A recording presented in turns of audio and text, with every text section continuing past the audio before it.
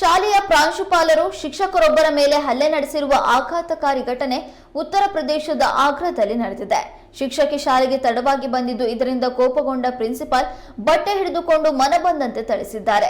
ಶಿಕ್ಷಕಿ ಹಾಗೂ ಪ್ರಿನ್ಸಿಪಾಲ್ ನಡುವೆ ಗುದ್ದಾಟ ನಡೆದಿದ್ದು ಇವರಿಬ್ಬರ ಜಗಳದ ವಿಡಿಯೋ ಸದ್ಯ ಸಾಮಾಜಿಕ ಜಾಲತಾಣದಲ್ಲಿ ಭಾರಿ ವೈರಲ್ ಆಗಿದೆ.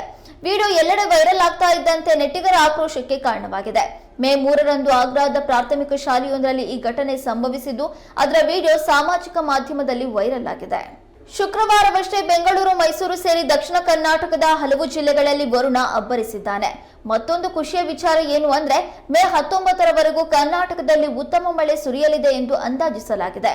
ಹವಾಮಾನ ಇಲಾಖೆಯ ಮುನ್ಸೂಚನೆ ಪ್ರಕಾರ ರಾಜ್ಯದಲ್ಲಿ ಮೇ 11ರವರೆಗೆ ಉತ್ತಮ ಮಳೆಯಾಗಲಿದೆ. ಮೇ 4ರಿಂದ ಮೇ 6ರವರೆಗೆ ಮಲೆನಾಡು ಹಾಗೂ ದಕ್ಷಿಣ ಒಳನಾಡಿನ ಜಿಲ್ಲೆಗಳಲ್ಲಿ ಗುಡುಗು ಸಹಿತ ಮಳೆಯಾಗಲಿದೆ. ಈ ವೇಳೆ ಉಳಿದ ಜಿಲ್ಲೆಗಳಲ್ಲಿ ಒಣಹವೆ ಮುಂದುವರಿಯಲಿದೆ. ಇನ್ನು ಮೇ 7ರಿಂದ ಮೇ 11ರವರೆಗೆ ಮಲೆನಾಡು ಹಾಗೂ ದಕ್ಷಿಣ ಒಳನಾಡಿನಲ್ಲಿ ಉತ್ತಮ ಮಳೆಯಾಗಲಿದೆ.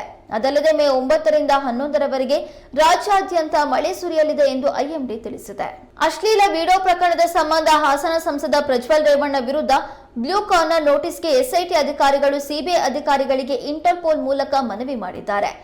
ಬ್ಲೂ ಕಾರ್ನರ್ ನೋಟಿಸ್ ಮೂಲಕ ಪ್ರಜ್ವಲ್ ರೇವಣ್ಣ ಇರುವ ಸ್ಥಳ, ಚಟುವಟಿಕೆಗಳು ಸೇರಿದಂತೆ ಹೆಚ್ಚಿನ ಮಾಹಿತಿ ಕಲೆ ಹಾಕಲು ಪ್ರಯತ್ನ ಮಾಡಬಹುದಾಗಿದೆ. ಹೀಗಾಗಿ ಇಂಟರ್ಪೋಲ್ನಿಂದ ಹೆಚ್ಚಿನ ಮಾಹಿತಿ ಕಲೆ ಹಾಕಲು ತಯಾರಿ ನಡೀತಾ ಇದೆ.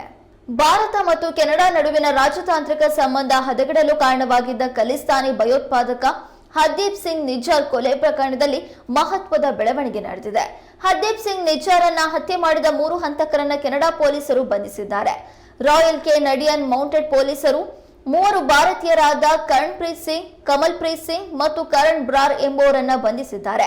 ಭಾರತದ ಜೊತೆಗಿನ ನಮ್ಮ ಸಂಬಂಧದಲ್ಲಿ ಯಾವುದೇ ಬದಲಾವಣೆಗೊಂಡಿಲ್ಲ. ಈ ಹತ್ಯೆ ಬಗ್ಗೆ ತನಿಖೆ ನಡೆಸ್ತಾ ಇದ್ದೇವೆ ಎಂದು ಸೂಪರಿಂಟೆಂಡೆಂಟ್ ಮಂದೀಪ್ ಮೂಕರ್ ಪತ್ರಿಕಾಗೋಷ್ಠಿಯಲ್ಲಿ ಹೇಳಿದರು. ಪದ್ಮಶ್ರೀ ಪ್ರಶಸ್ತಿ ಪಡೆದ ತೆಲುಗು ಕಲಾವಿದರೊಬ್ಬರು ಗಾರೆ ಕೆಲಸ ಮಾಡ್ತಾ ಇರುವ ವಿಡಿಯೋ ಇದೀಗ ಸಾಮಾಜಿಕ ಜಾಲತಾಣದಲ್ಲಿ ವೈರಲ್ ಆಗಿದೆ.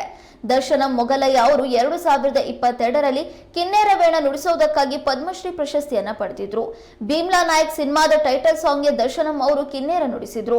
ರಾಜ್ಯ ಸರ್ಕಾರದಿಂದ ಅವರಿಗೆ ಪ್ರತಿ ತಿಂಗಳು 10,000 ರೂಪಾಯಿ ನೀಡೋ ಬಗ್ಗೆ ಸರ್ಕಾರ ಘೋಷಣೆ ಮಾಡಿತ್ತು. ಆದ್ರೆ ಇತ್ತೀಚೆಗೆ ಸರ್ಕಾರ ಅದನ್ನ ನಿಲ್ಲಿಸಿರೋದ್ರಿಂದ ಅವರ ಆರ್ಥಿಕ ಪರಿಸ್ಥಿತಿ ಹದಗೆಟ್ಟಿದೆ. ಆ ಹಿನ್ನೆಲೆ ಅವರು ದಿನಗೂಲಿ ಕೆಲಸಕ್ಕೆ ಹೋಗಬೇಕಾಗಿರುವಂತಹ ಪರಿಸ್ಥಿತಿ ನಿರ್ಮಾಣವಾಗಿದೆ. ಹೊನ್ನಾವರದ ಸುಳೆಮುರ್ಕಿ ತಿರುವಿನಲ್ಲಿ ಖಾಸಗಿ ಬಸ್ ಪಲ್ಟಿಯಾಗಿ ಇಬ್ಬರು ಸ್ಥಳದಲ್ಲೇ ಸಾವನ್ನಪ್ಪಿದ ಘಟನೆ ನಡೆದಿದೆ.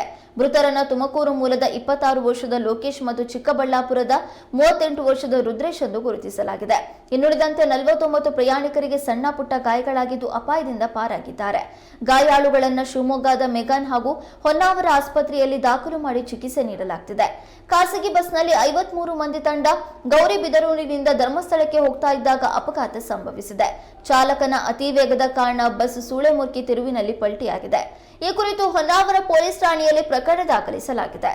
ಬಾಕ್ಸ್ ಆಫೀಸ್ನಲ್ಲಿ ಇತಿಹಾಸ ಸೃಷ್ಟಿಸಿದ್ದ ಬಾಹುಬಲಿ 1 ಮತ್ತು ಬಾಹುಬಲಿ 2 ಸಿನಿಮಾಗಳ ಬಗ್ಗೆ ಬಹುತೇಕ ಎಲ್ಲರಿಗೂ ತಿಳಿದಿದೆ. ಈ ಸಿನಿಮಾಗಳ ಕಥೆ ಏನು ಅನ್ನೋದನ್ನ ಹೊಸದಾಗಿ ಹೇಳಬೇಕಾಗಿಲ್ಲ. ಅಚ್ಚರಿ ಏನು ಅಂದ್ರೆ ಈಗ ಇದೇ ಬಾಹುಬಲಿ ಸಿನಿಮಾದ ಪಾತ್ರಗಳನ್ನ ಇಟ್ಕೊಂಡು ಆನಿಮೇಟೆಡ್ ಸೀರೀಸ್ ಬರ್ತಾ ಇದೆ. ಇದಕ್ಕೆ ಬಾಹುಬಲಿ ಕ್ರೌನ್ ಆಫ್ ಬ್ಲಡ್ ಎಂದು ಶೀರ್ಷಿಕೆ ಇಡಲಾಗಿದೆ. ಇದರ ಟ್ರೇಲರ್ ಬಿಡುಗಡೆ ಮಾಡುವ ಮೂಲಕ ಪ್ರೇಕ್ಷಕರಿಗೆ ಝಲಕ್ ತೋರಿಸಲಾಗಿದೆ. ಡಿಸ್ನಿ ಪ್ಲಸ್ ಹಾಟ್ಸ್ಟಾರ್ ಮೂಲಕ ಬಾಹುಬಲಿ ಕ್ರೌನ್ ಆಫ್ ಬ್ಲಡ್ ಪ್ರಸಾರ ಆಗಲಿದೆ. ಬೆಂಗಳೂರಿನ ಶಾಲೆಗಳಿಗೆ ಬಂದಿದ್ದ ಬಾಂಬ್ ಬೆದರಿಕೆ ಕರೆ ಜನಮನದಿಂದ ಮಾಸುವ ಮುನ್ನವೇ ಮಂಗಳೂರು ಅಂತಾರಾಷ್ಟ್ರೀಯ ವಿಮಾನ ನಿಲ್ದಾಣದ ಕಚೇರಿಗೆ ಇಮೇಲ್ ಮೂಲಕ ಬಾಂಬ್ ಬೆದರಿಕೆ ಸಂದೇಶ ಬಂದಿದೆ. ಉಗ್ರರ ಹೆಸರಿನಲ್ಲಿ ಇಮೇಲ್ ಬಂದಿದ್ದು ವಿಮಾನ ನಿಲ್ದಾಣದ ಆವರಣದಲ್ಲಿ ಸ್ಫೋಟಕಗಳನ್ನು ಇಡಲಾಗಿದೆ. 3 ವಿಮಾನದಲ್ಲಿಯೂ ಬಾಂಬ್ ಇಡಲಾಗಿದೆ. ಕೆಲವೇ ಗಂಟೆಗಳಲ್ಲಿ ದೊಡ್ಡ ಮಟ್ಟದ ರಕ್ತಪಾತ ನಡೆಯಲಿದೆ. ಈ ಕೃತ್ಯದ ಹಿಂದೆ ಟೆರರೈಸಸ್ 111 ಕೈವಾಡವಿದೆ ಎಂದು ಏಪ್ರಿಲ್ 29ರಂದು ಬೆದರಿಕೆ ಕರೆ ಬಂದಿದ್ದು ತಡವಾಗಿ ಬೆಳಕಿಗೆ ಬಂದಿದೆ. ಬಜ್ಪೆ ಪೊಲೀಸ್ ಠಾಣೆಯಲ್ಲಿ ಪ್ರಕರಣ ದಾಖಲಾಗಿದೆ. ಇಳಕಲ್ ತಾಲೂಕಿನ ಸುಕ್ಷೇತ್ರ ಸಿದ್ದನಕೊಪ್ಪ ಮಠದ ಶಿವಕುಮಾರ ಸ್ವಾಮೀಜಿ ಕಾರಿಗೆ ಟಿಪ್ಪರ್ ವಾಹನ ಡಿಕ್ಕಿಯಾದ ಘಟನೆ ಹುನಗುಂದ ತಾಲೂಕಿನ ಅಮೀನಖಡ ಪಟ್ಟಣದ ಬಳಿ ನಡೆದಿದೆ. ಈ ವೇಳೆ ಸ್ವಾಮೀಜಿಗೆ ಗಂಭೀರ ಗಾಯವಾಗಿದ್ದು ಕೂಡಲೇ ಶ್ರೀಗಳಿಗೆ ಬಾಗಲಕೋಟೆ ಜಿಲ್ಲಾಸ್ಪತ್ರೆಗೆ ದಾಖಲಿಸಿ ಚಿಕಿತ್ಸೆ ನೀಡಲಾಗುತ್ತಿದೆ. ಇನ್ನು ಡಿಕ್ಕಿ ಹೊಡೆದ ರಭಸಕ್ಕೆ ಕಾರು ಪಲ್ಟಿಯಾಗಿದ್ದು ತಲೆಗೆ ಗಂಭೀರ ಗಾಯವಾಗಿದೆ. ಇದಿಷ್ಟು ಇವತ್ತಿನ ಸ್ಪೀಡ್ ನ್ಯೂಸ್. ಮತ್ತಷ್ಟು ಅಪ್ಡೇಟ್ಸ್ಗಾಗಿ ನೋಡ್ತಾ ಇರಿ ಕನ್ನಡ ಮೀಡಿಯಂ 24x7.